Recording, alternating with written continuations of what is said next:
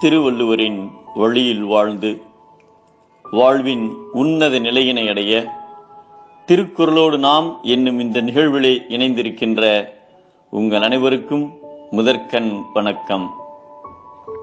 குறள் எண் 339, அதிகாரம் நிலையாமை. புத்தர் ஒரு நாள் அதிகாலையில் தியானத்தில் இருந்தார்.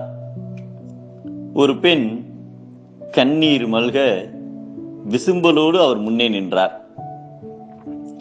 புத்தர் கண் திறந்ததும், சுவாமி, எனது ஒரே மகனை பறிகொடுத்து விட்டேன், இனி நான் யாருக்காக வாழ்வது என கதறி அழுதார். இது எப்படி நிகழ்ந்தது என்றார் புத்தர். கருநாகம் தீண்டிவிட்டது, ஒரே நிமிடத்தில் என் மகன் உயிர் பிரிந்து விட்டது என்றார். அந்த பெண்ணிடம், இப்போது தாங்கள் வேண்டுவது என்ன என கேட்டார். சுவாமி, எனது ஒரே மகனை எப்படியாவது உயிர்ப்பித்து தாருங்கள் என்றார்.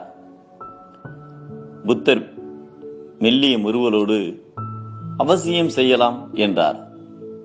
இதை கேட்டதும் அத்தாயின் அழுகை சற்று நின்றது. முகத்தை துடைத்துக் கொண்டார். உன் மகனை உயிர்ப்பிக்க நீங்கள் சென்று சாவே இல்லாத ஒரு வீட்டிலிருந்து ஒரு பிடி கடுகு வாங்கி வாருங்கள், மற்றவற்றை நான் பார்த்துக் கொள்கிறேன் என்றார். ஓட்டமும் நடையுமாக ஒவ்வொரு வீடாக ஏறி இறங்கினார். ஒரு பிடி கடுகுதானே, ஏதோ தருகிறோம் என்ற அவர்கள் ஒவ்வொரு வீட்டிலும் நிகழ்ந்த சாவிற்கு பல கதைகளையும் காரணங்களையும் சொன்னார்கள்.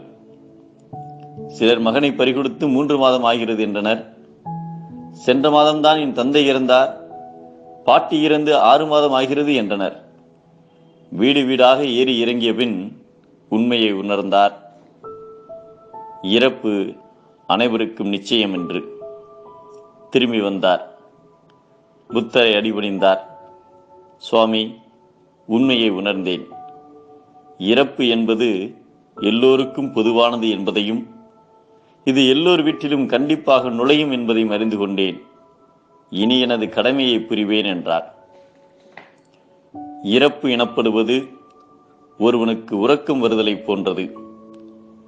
பிறப்பு எனப்படுவது உறக்கம் நீங்கி விழித்துக் கொள்வதை போன்றது என்பதை உறங்குவது போலும் சாக்காடு, உறங்கி விழிப்பது போலும் பிறப்பு என்கிறார் நம் திருவள்ளுவர். தூங்கி விழித்தால் உயிர்ப்பு, தூக்கம் தொடர்ந்தால் இறப்பு.